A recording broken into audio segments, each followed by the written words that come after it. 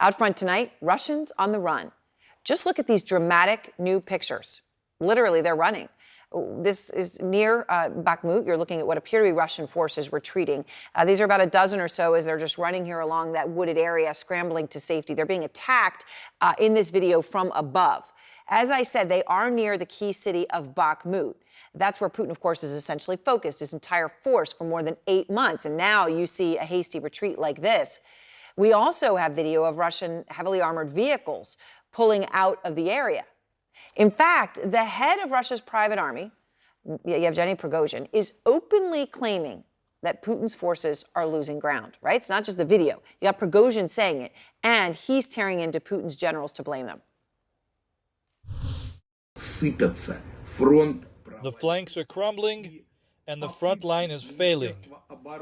And the defense ministry's attempts to smooth over the situation, somehow in the media space, are leading and will lead to a global tragedy for Russia.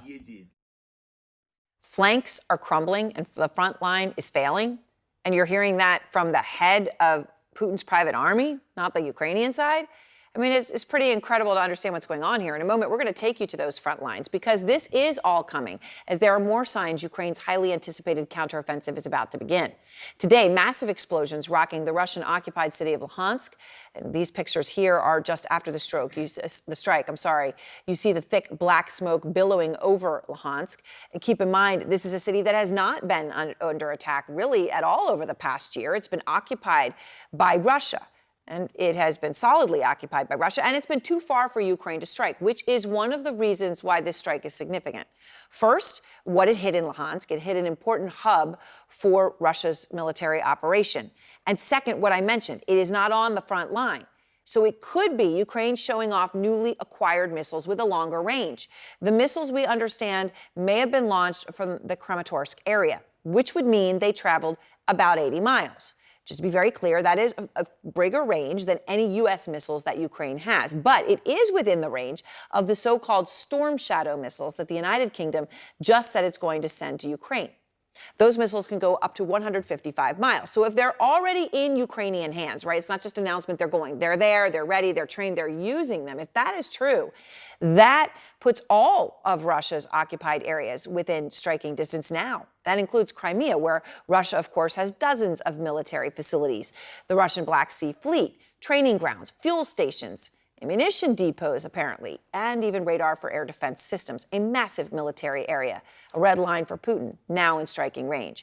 And this strike in Luhansk coming as we're also learning of another strike in the Russian-occupied area, this in the city of Melitopol, the blast taking out power to a number of neighborhoods. Nick Robertson is out front, live in eastern Ukraine tonight along those front lines. And Nick, what is the latest on the ground where you are?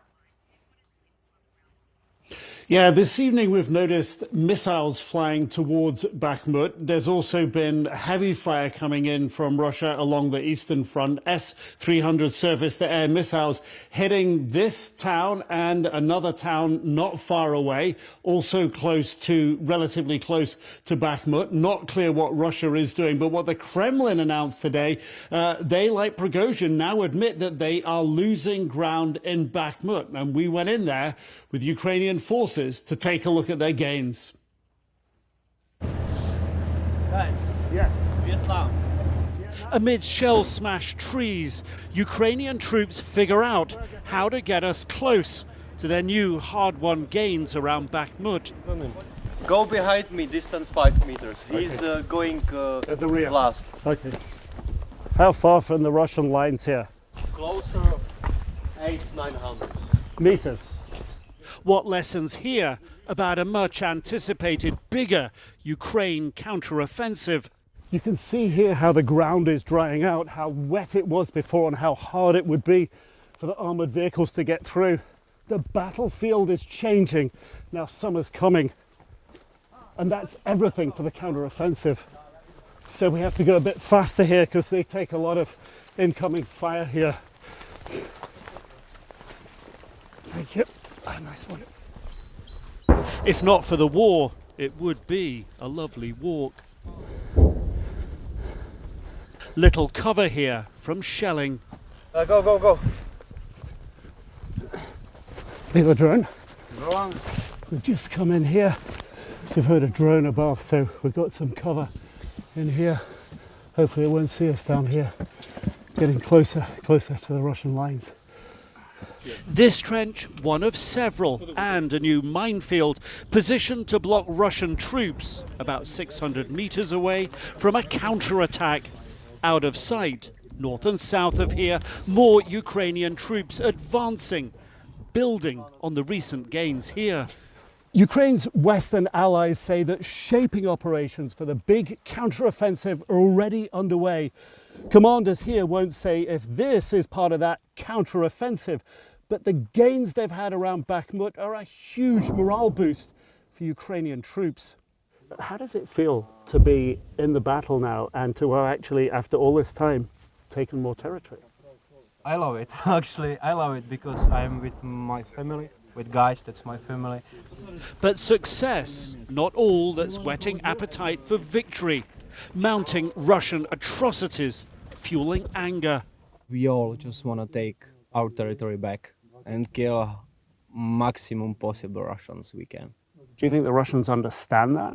No, I don't think so. They are going to get killed, all of them. It's going to be a tough fight for you, though. Yeah, also. But we are ready for this. It's our land. As we leave, there are more explosions. Then this. Run! We don't ask, we just run and keep running. We're hearing a drone, so we're running.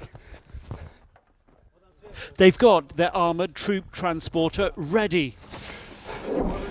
Yeah, getting back in now. Drones overhead, more artillery coming.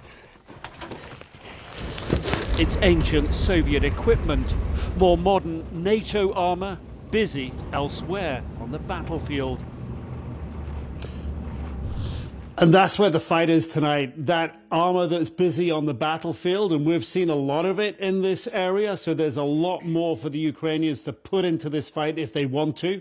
They are trying to push, if you will, sort of north and south of that area they've already taken to extend their front line, and so far it seems to be working.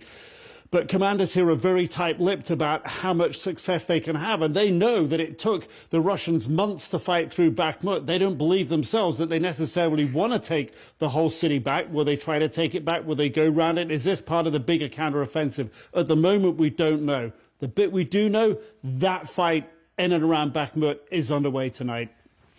All right, Nick, thank you very much. Just incredible to see that and actually see you walking there, see those trenches. I want to bring in Bill Browder now. He's a longtime Putin critic who's wanted in Russia, was once the country's largest foreign investor. Also the author of Freezing Order, a true story of money laundering, murder, and surviving Vladimir Putin's wrath. So, Bill, it's good to see you again. So, you know, you hear Evgeny Prigozhin. The front line is failing. The flanks are crumbling. The Russians are admitting that they have lost ground near Bakhmut. What do you think this is doing to Putin's mindset right now, that these admissions are actually happening? I think Putin must be sitting in his bunker furious and frustrated and not knowing what to do, because none of this, in his mind, none of this should have ever happened. He thought that he was going to win this war in 3 days, that the Ukrainian, that Zelensky would hop on an American helicopter and the war would be over. And here he is, more than a year afterwards. He's lost more than 200,000 troops. The tanks have all been destroyed. They're running, you know, from Bakhmut. His generals were fighting with each other. This is just a quagmire of massive proportions for him. He's not a happy man.